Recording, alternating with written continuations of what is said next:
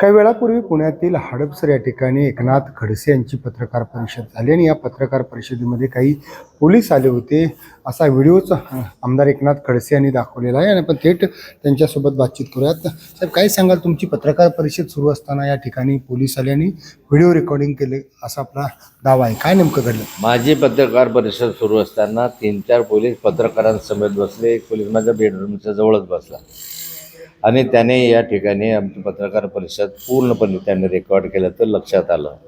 घराचंही त्याने त्या ठिकाणी काय म्हणतात ते व्हिडिओ शूटिंग केलं, बाहेरचंही व्हिडिओ शूटिंग केलं तर लक्षात आलं. इथे 3-4 पोलीस बसलेले होते घरामध्ये आणि बाहेर 7-8 पोलीस त्या ठिकाणी होते. ज्यावेळेस ते लक्षात आलं त्यावेळेस पोलिसांना विचारलं की तुम्ही माझ्यावर काय पाळत ठेवत आहे.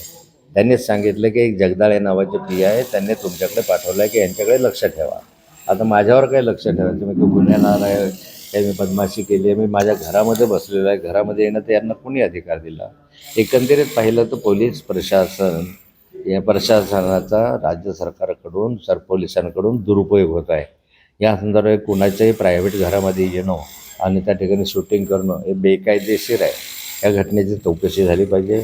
आणि मी असं काय गुन्हा केला की माझ्यावर तुम्ही पाळत ठेवता?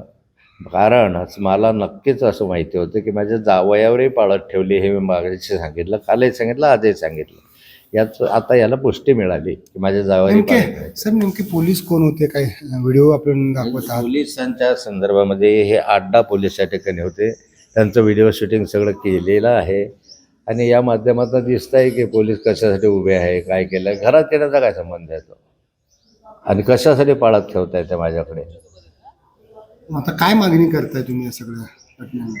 नाही, याची चौकशी केली पाहिजे की काय आले काय नाही. मी तक्रार करणार आहे लेखी की माझ्या घरामध्ये कसे आले.